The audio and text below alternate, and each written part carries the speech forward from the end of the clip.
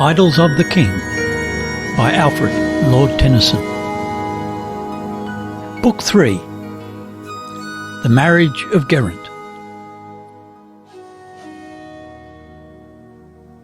The brave Geraint, a knight of Arthur's court, a tributary prince of Devon, one of that great order of the Table Round, had married Enid, Ineol's only child, and loved her as he loved the light of heaven.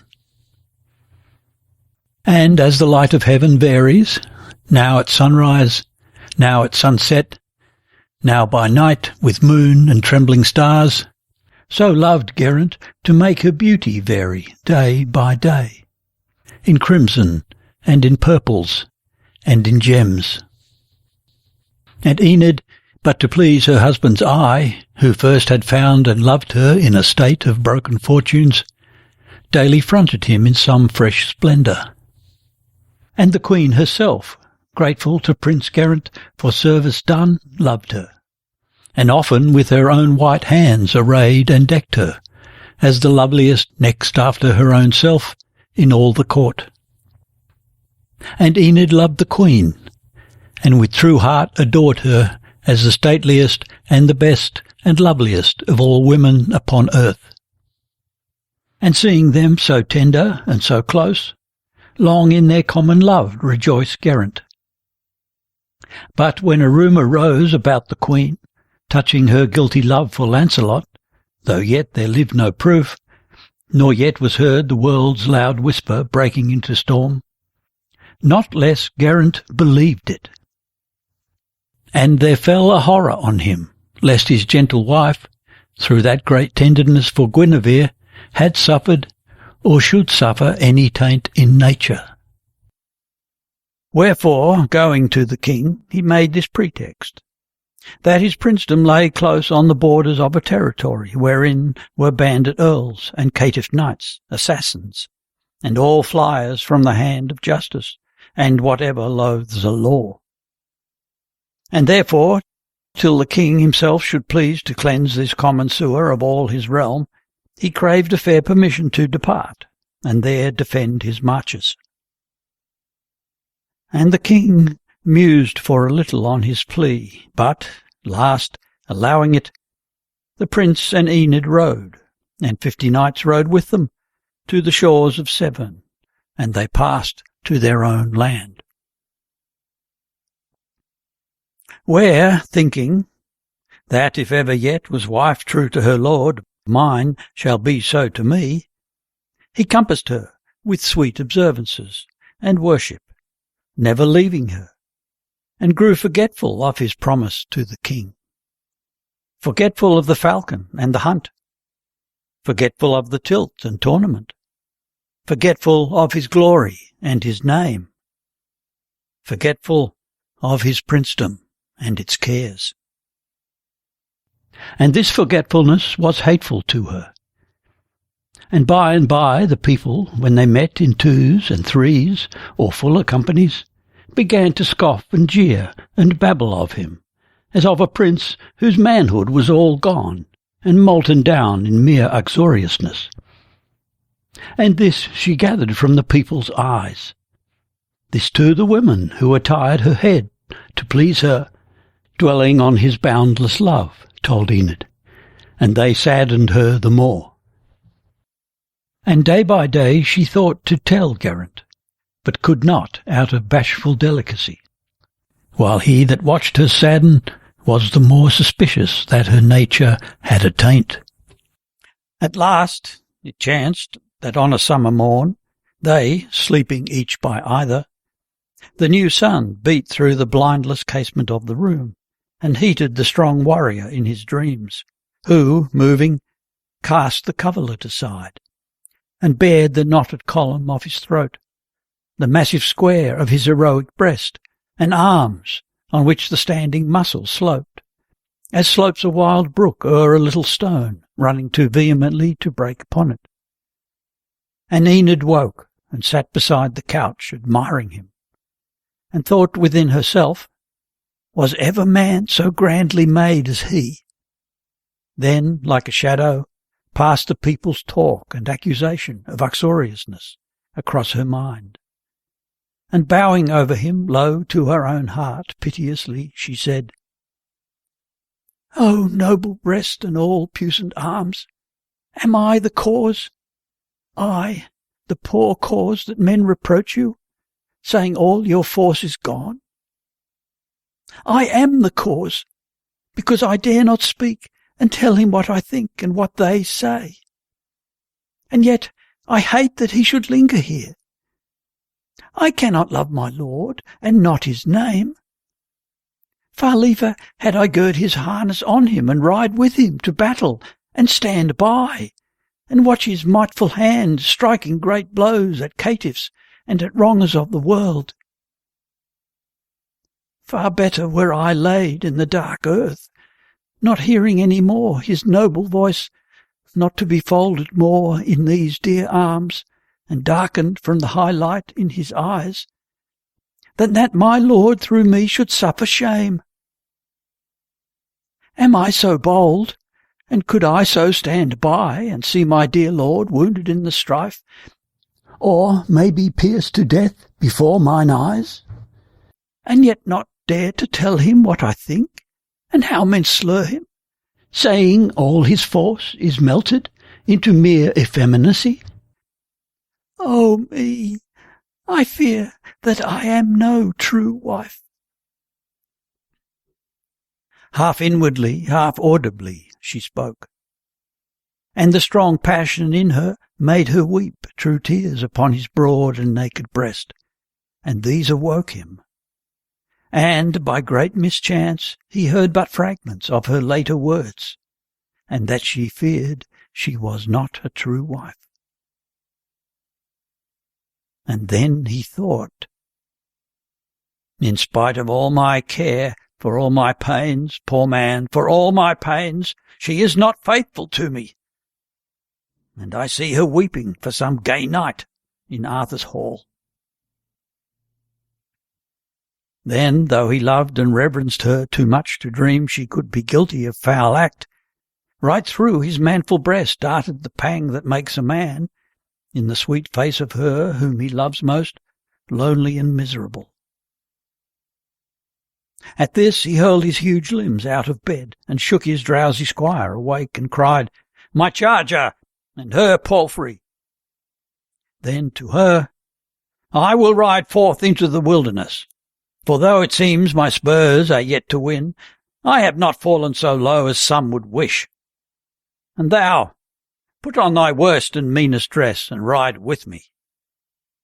And Enid asked, amazed, "If Enid errs, let Enid learn her fault." But he, "I charge thee, ask not, but obey." Then she bethought her of a faded silk, a faded mantle, and a faded veil. And moving toward a cedarn cabinet wherein she kept them, folded reverently, with sprigs of summer laid between the folds, she took them and arrayed herself therein, remembering when first he came on her dressed in that dress, and how he loved her in it, and all her foolish fears about the dress, and all his journey to her, as himself had told her, and their coming to the court. For Arthur, on the Whitsuntide before, held court at Old Carlion upon Usk. There, on a day, he sitting high in hall, before him came a forester of Dean, wet from the woods, with notice of a hart taller than all his fellows, milky white, first seen that day. These things he told the king. Then the good king gave order to let blow his horns for hunting on the morrow morn. And when the queen petitioned for his leave to see the hunt, allowed it easily. So with the morning all the court were gone. But Guinevere lay late into the morn, lost in sweet dreams, and dreaming of her love for Lancelot, and forgetful of the hunt. But rose at last, a single maiden with her, took horse, and forded Usk, and gained the wood. There, on a little knoll beside it, stayed, waiting to hear the hounds, but heard instead a sudden sound of hoofs. For Prince Geraint, late also, wearing neither hunting dress nor weapon save a golden-hilted brand, came quickly flashing through the shallow ford behind them, and so galloped up the knoll. A purple scarf at either end whereof there swung an apple of the purest gold, swayed round about him as he galloped up to join them, glancing like a dragonfly in summer suit and silks of holiday. Low bowed the tributary prince, and she, sweet and stately, and with all grace of womanhood and queenhood, answered him. "Late, late, Sir Prince," she said. "Later than we." "Yea, noble queen," he answered, "and so late that I but come like you to see the hunt, not join it." "Therefore wait with me," she said. "For on this little knoll, if anywhere, there is good chance that we shall hear the hounds. Here often they break covert at our feet." And while they listened for the distant hunt, and chiefly for the baying of Cavil, King Arthur's hound of deepest mouth, there rode full slowly by a knight, lady, and dwarf, whereof the dwarf lagged latest, and the knight had visor up and showed a youthful face, imperious and of haughtiest lineaments. And Guinevere, not mindful of his face in the king's hall, desired his name, and sent her maiden to demand it of the dwarf, who, being vicious, old, and irritable, and doubling all his master's vice of pride, made answer sharply that she should not know. "Then will I ask it of himself," she said. "Nay, by my faith thou shalt not," cried the dwarf.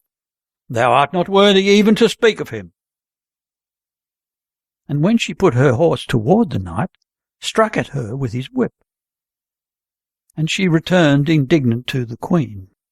Whereat Geraint, exclaiming, "Surely I will learn the name," made sharply to the dwarf and asked it of him, who answered as before.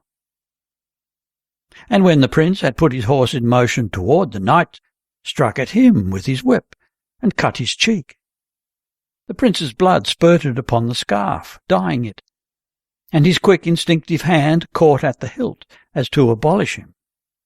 But he, from his exceeding manfulness and pure nobility of temperament, wroth to be wroth at such a worm, refrained from even a word, and so, returning, said, "I will avenge this insult, noble queen, done in your maiden's person to yourself, and I will track this vermin to their earths, for though I ride unarmed, I do not doubt to find, at some place I shall come at, arms on loan or else for pledge.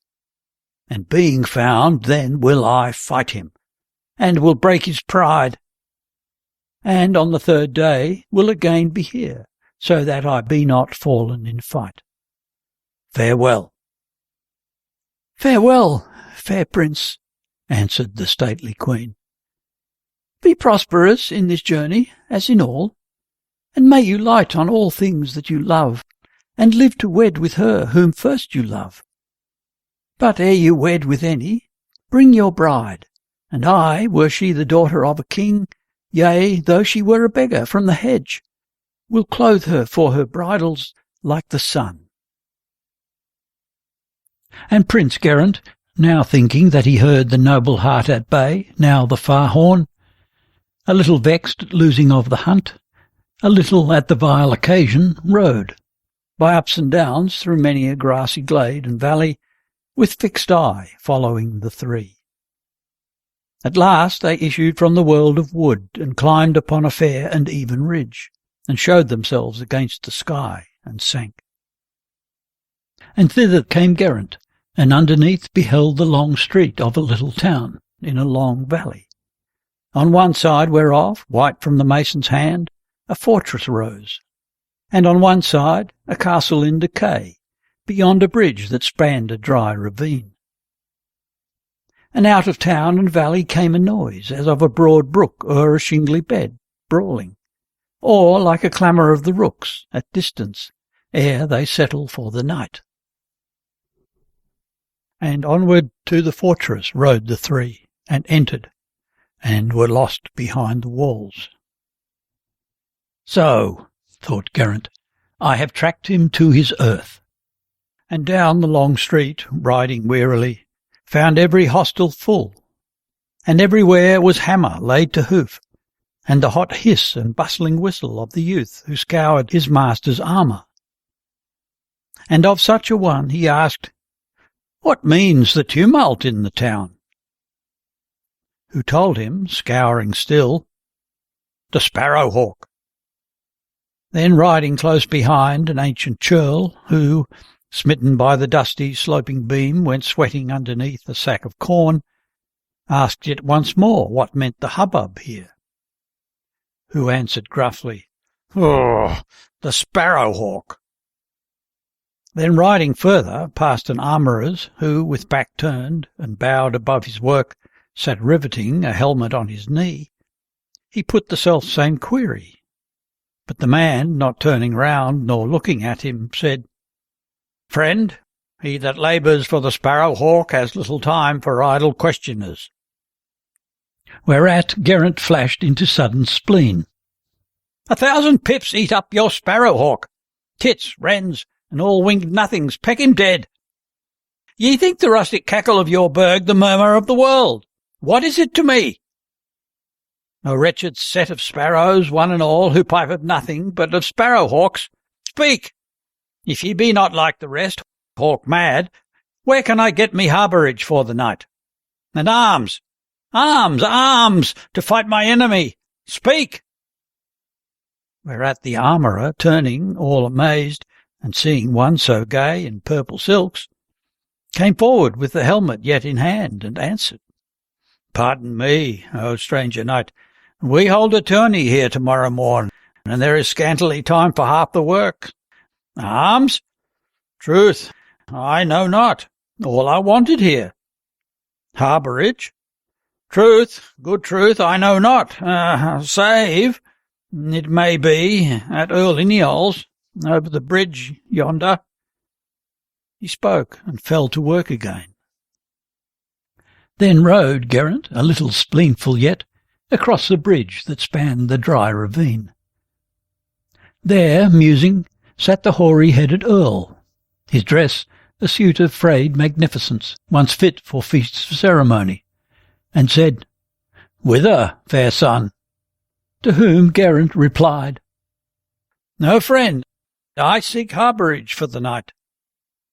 Then Ineol, "Enter, therefore, and partake the slender entertainment of a house once rich, now poor, but ever open-doored." "Thanks, venerable friend," replied Geraint. "So that ye do not serve me sparrow-hawks for supper, I will enter. I will eat with all the passion of a 12 hours fast."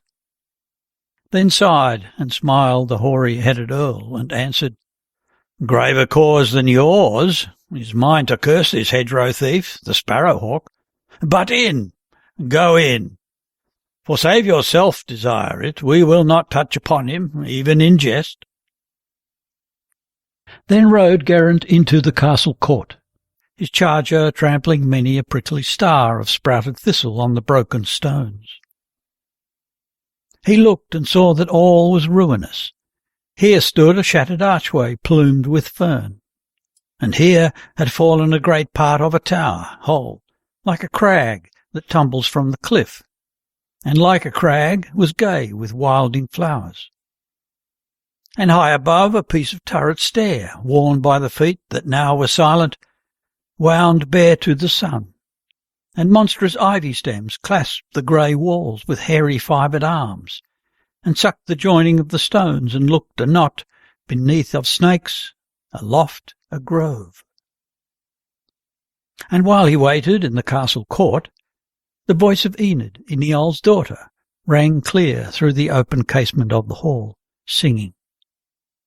And as the sweet voice of a bird heard by the lander in a lonely isle moves him to think what kind of bird it is that sings so delicately clear, and make conjecture of the plumage and the form, So the sweet voice of Enid moved Geraint, and made him like a man abroad at morn, when first the liquid note beloved of men comes flying over many a windy wave to Britain, and in April suddenly breaks from a coppice gemmed with green and red.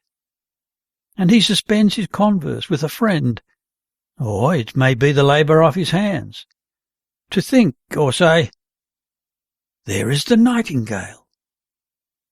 So fared it with Geraint, who thought and said, "Here, by God's grace, is the one voice for me." It chanced the song that Enid sang was one of Fortune and her wheel. And Enid sang, "Turn, Fortune, turn thy wheel, and lower the proud. Turn thy wild wheel through sunshine, storm, and cloud. Thy wheel and thee we neither love nor hate. Turn, Fortune, turn thy wheel with smile or frown. With that wild wheel we go not up or down.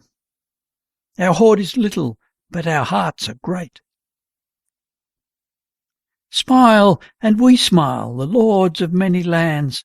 Frown, and we smile, the lords of our own hands.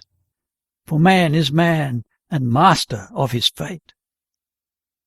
Turn, turn thy wheel above the staring crowd. Thy wheel and thou are shadows in the cloud. Thy wheel and thee we neither love nor hate. "Hark! By the bird's song ye may learn the nest," said Iniol. "Enter quickly." Entering then, right o'er a mount of newly fallen stones, the dusky raftered many cobwebbed hall, he found an ancient dame in dim brocade, and near her, like a blossom vermeil white that lightly breaks a faded flower sheath, moved the fair Enid, all in faded silk, her daughter. In a moment thought Geraint, "Here, by God's rood, is the one made for me." But none spake word except the hoary earl. "Enid, the good knight's horse stands in the court.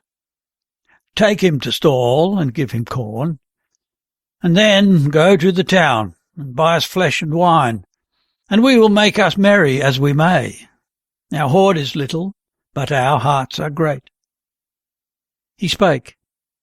The prince, as Enid passed him, fain to follow, strode astride, but Iniol caught his purple scarf and held, and said, "Forbear, rest.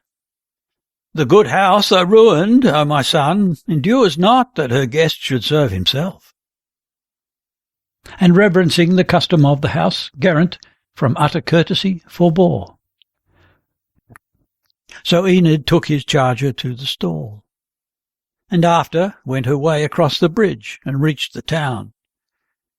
And while the prince and earl yet spoke together, came again with one, a youth, that following with a costrel bore the means of goodly welcome, flesh and wine. And Enid brought sweet cakes to make them cheer, and in her veil enfolded manchet bread. And then, because their hall must also serve for kitchen, boiled the flesh, and spread the board, and stood behind, and waited on the three. And seeing her so sweet and serviceable, Geraint had longing in him evermore to stoop and kiss the tender little thumb that crossed the trencher as she laid it down. But after all had eaten, then Geraint, for now the wine made summer in his veins, let his eye rove in following, or rest on Enid at her lowly handmaid work, now here, now there, about the dusky hall. Then suddenly addressed the hoary earl. "Fair host and earl, I pray your courtesy. This Sparrowhawk, what is he? Tell me of him. His name? But no, good faith, I will not have it. For if he be the knight whom late I saw ride into that new fortress by your town, white from the mason's hand, then have I sworn from his own lips to have it. I am Geraint of Devon. For this morning, when the queen sent her own maiden to demand the name, his dwarf, a vicious, undershapen thing, struck at her with his whip, and she returned indignant to the Queen. And then I swore that I would track this caitiff to his hold, and fight and break his pride, and have it of him. And all unarmed I rode, and thought to find arms in your town, where all the men are mad. They take the rustic murmur of their burg for the great wave that echoes round the world. They would not hear me speak. But if ye know where I can light on arms, or if yourself should have them, tell me, seeing I have sworn that I will break his pride and learn his name, avenging this great insult done the Queen.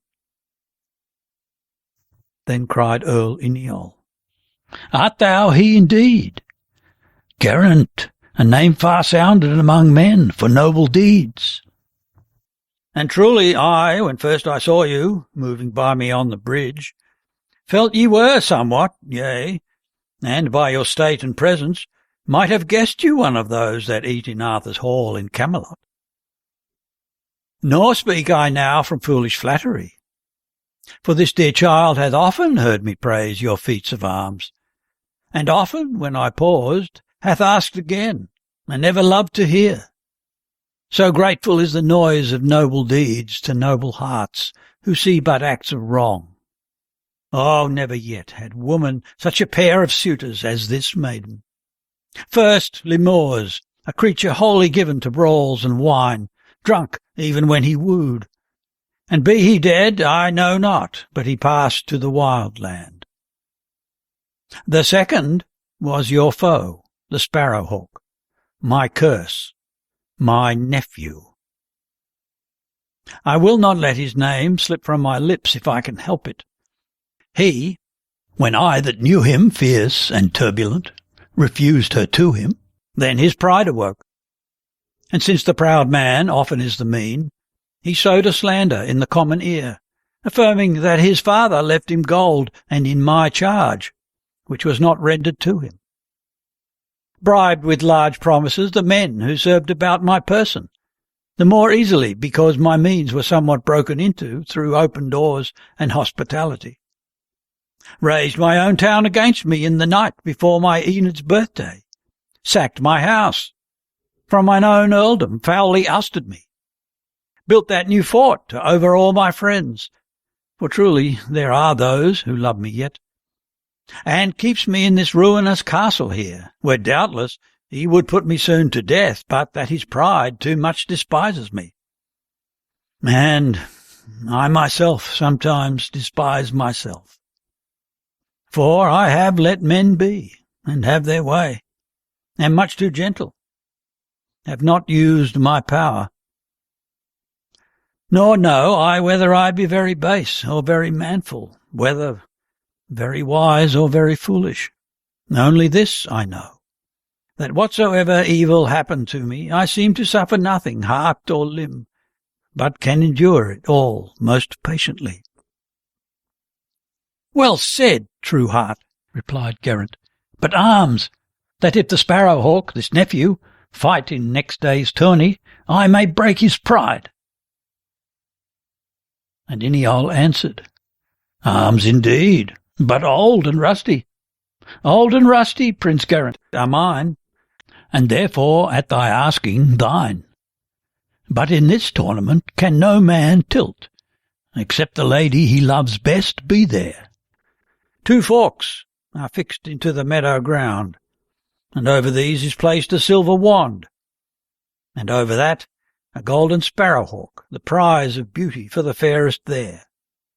And this, what knight soe'er be in fields lays claim to for the lady at his side, and tilts with my good nephew thereupon, who, being apt at arms and big of bone, has ever won it for the lady with him, and toppling over all antagonism has earned himself the name of Sparrowhawk.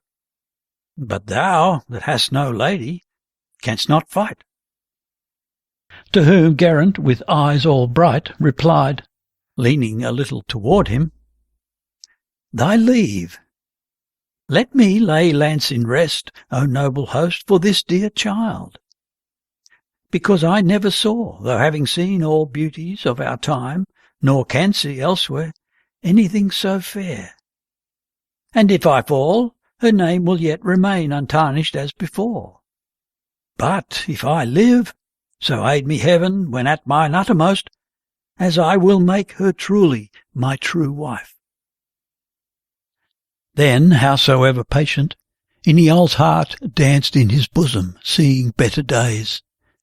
And looking round, he saw not Enid there, who, hearing her own name, had stolen away, but that old dame, to whom, full tenderly, and folding all her hand in his, he said, "Mother, a maiden is a tender thing, and best by her that bore her understood.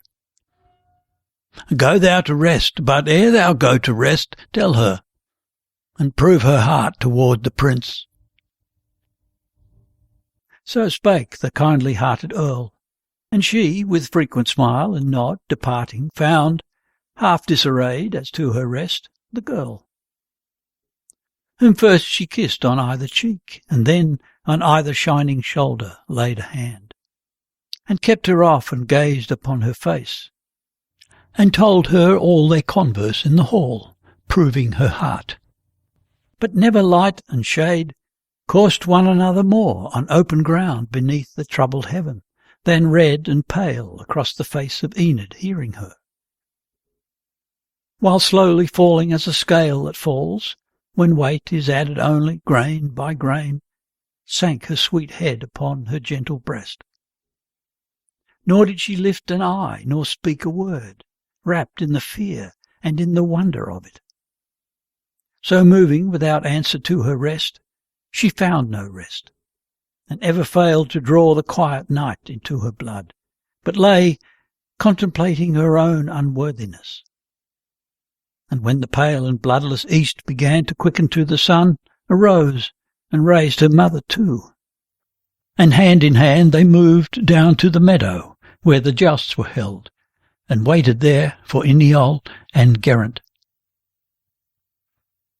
And thither came the twain, and when Geraint beheld her first in field, awaiting him, he felt, were she the prize of bodily force, himself beyond the rest pushing could move the chair of Idris. Ineol's rusted arms were on his princely person, but through these prince-like his bearing shone. And errant knights and ladies came, and by the town flowed in, and settling circled all the lists. And there they fixed the forks into the ground, and over these they placed the silver wand, and over that the golden sparrow-hawk. Then Ineol's nephew, after trumpet blown, spake to the lady with him, and proclaimed, "Advance, and take, as fairest of the fair, what I these 2 years past have won for thee, the prize of beauty." Loudly spake the prince, "Forbear, there is a worthier." And the knight, with some surprise, and thrice as much disdain, turned, and beheld the four. And all his face glowed like the heart of a great fire at Yule, so burnt he was with passion, crying out, "Do battle for it then!" No more. And thrice they clashed together, and thrice they brake their spears. Then each, dishorsed and drawing, lashed at each so often, and with such blows, that all the crowd wondered. Now and then, from distant walls, there came a clapping as of phantom hands. So twice they fought, and twice they breathed, and still the dew of their great labour and the blood of their strong bodies flowing drained their force. But either's force was matched, till Ineol's cry, "Remember that great insult done the queen," increased Geraint's, who heaved his blade aloft, and cracked the helmet through, and bit the bone, and felled him, and set foot upon his breast, and said, "Thy name?" To whom the fallen man made answer, groaning, "Edurn, son of Nud. Ashamed am I that I should tell it thee. My pride is broken. Men have seen my fall." "Then, Edurn, son of Nud," replied Geraint, "these 2 things shalt thou do, or else thou diest. First, thou thyself, with damsel and with dwarf, shall ride to Arthur's court, and coming there crave pardon for that insult done the queen, and shall abide her judgment on it. Next, thou shalt give back their earldom to thy kin. These two things shalt thou do, or thou shalt die. And Idylls answered, These things will I do, for I have never yet been overthrown, and thou hast overthrown me, and my pride is broken down, for Enid sees my fall. And rising up he rode to Arthur's court, and there the queen forgave him easily. And, being young, he changed, and came to loathe his crime of traitor, slowly drew himself bright from his old dark life, and fell at last in the great battle, fighting for the king. But when the third day from the hunting morn made a low splendour in the world, and wings moved in her ivy, Enid, for she lay with her fair head in the dim yellow light, among the dancing shadows of the birds, woke and bethought her of her promise given no later than last eve to Prince Geraint. So bent he seemed on going the third day, he would not leave her till her promise given, to ride with him this morning to the court, and there be made known to the stately queen, and there be wedded with all ceremony. At this she cast her eyes upon her dress, and thought it never yet had looked so mean. For, as a leaf in mid-November is to what it was in mid-October, seemed the dress that now she looked on to the dress she looked on ere the coming of Geraint. And still she looked, and still the terror grew of that strange, bright, and dreadful thing, a court, all staring at her in her faded silk. And softly to her own sweet heart she said, This noble prince who won our earldom back, so splendid in his acts and his attire, sweet heaven, how much I shall discredit him! Would he could tarry with us here a while, but being so beholden to the prince, it were but little grace in any of us, bent as he seemed on going this third day, to seek a second favour at his hands. Yet, if he could but tarry a day or two, myself would work eye dim and finger lame, far liefer than so much discredit him. And Enid fell in longing for a dress, all branched and flowered with gold, a costly gift of her good mother, given her on the night before her birthday 3 sad years ago, that night of fire, when Idylls sacked their house and scattered all they had to all the winds. For while the mother showed it, and the two were turning and admiring it, the work to both appeared so costly, rose a cry that Idylls' men were on them, and they fled with little save the jewels they had on, which being sold and sold had bought them bread. And Idylls' men had caught them in their flight, and placed them in this ruin, and she wished the prince had found her in her ancient home. Then let her fancy flit across the past, and roam the goodly places that she knew. And last bethought her how she used to watch near that old home a pool of golden carp, and one was patched and blurred and lustreless among his burnished brethren of the pool. And half asleep she made comparison of that, and these to her own faded self and the gay court, and fell asleep again, and dreamt herself was such a faded form among her burnished sisters of the pool. But this was in the garden of a king, and though she lay dark in the pool, she knew that all was bright, that all about were birds of sunny plume in gilded trellis work, that all the turf was rich in plots that looked each like a garnet or a turkis in it. And lords and ladies of the high court went in silver tissue, talking things of state. And children of the king in cloth of gold glanced at the doors, or gambolled down the walks. And while she thought, They will not see me, came a stately queen whose name was Guinevere. And all the children in their cloth of gold ran to her, crying, If we have fish at all, let them be gold, and charge the gardeners now to pick the fated creature from the pool, and cast it on the mixen that it die. And therewithal one came and seized on her, and Enid started, waking, with her heart all overshadowed by the foolish dream, and lo, it was her mother grasping her to get her well awake, and in her hand a suit of bright apparel, which she laid flat on the couch, and spoke exultingly. "See here, my child, how fresh the colours look, how fast they hold, like colours of a shell that keeps the wear and polish of the wave. Why not? It never yet was worn, I trow. Look on it, child, and tell me if ye know it." And Enid looked, but all confused at first, could scarce divide it from her foolish dream. Then suddenly she knew it, and rejoiced, and answered, "Yea, I know it. Your good gift, so sadly lost on that unhappy night, your own good gift." "Yea, surely," said the dame, "and gladly given again this happy morn.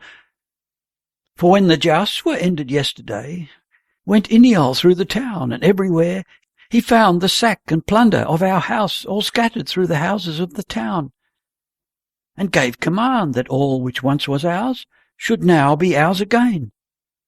And yester eve, while ye were talking sweetly with your prince, came one with this, and laid it in my hand, for love or fear, or seeking favour of us, because we have our earldom back again.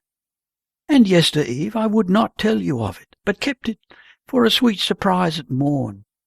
Yea, truly is it not a sweet surprise? For I myself unwillingly have worn my faded suit, as you, my child, have yours, and, howsoever patient, Iniol his. Ah, dear, he took me from a goodly house with store of rich apparel, sumptuous fare, and page, and maid, and squire, and seneschal, and pastime, both of hawk and hound, and all that appertains to noble maintenance. Yea, and he brought me to a goodly house.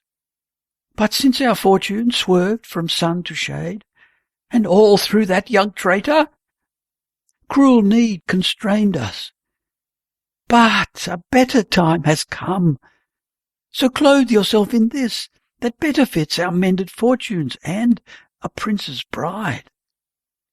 For though ye won the prize of fairest fair, and though I heard him call you fairest fair, let never maiden think, however fair, she is not fairer in new clothes than old.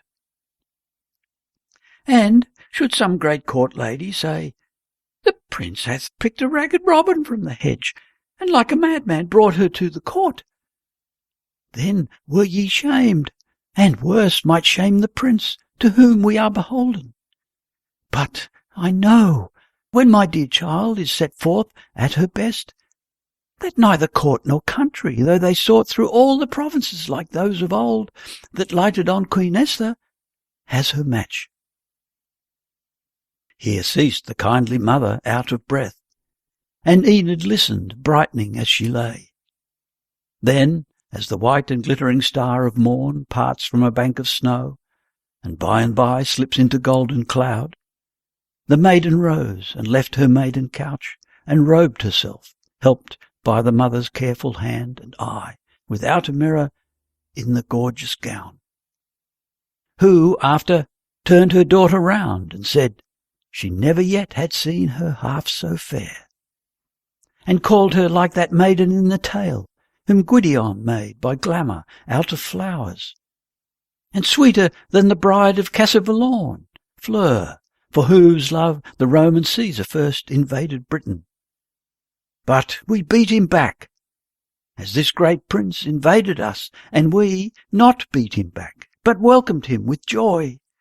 And I can scarcely ride with you to court, for old am I, and rough the ways, and wild. But Iniol goes, and I full oft shall dream I see my princess as I see her now, clothed with my gift, and gay among the gay." But while the women thus rejoiced, Geraint woke where he slept in the high hall, and called for Enid. And when Iniol made report of that good mother making Enid gay in such apparel as might well beseem his princess, or indeed the stately queen, he answered, Earl, entreat her by my love, albeit I give no reason but my wish, that she ride with me in her faded silk. Iniol with that hard message went. It fell like flaws in summer, laying lusty corn.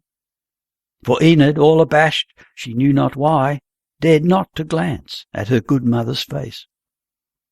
But silently, in all obedience, her mother silent too, nor helping her, laid from her limbs the costly broidered gift, and robed them in her ancient suit again, and so descended.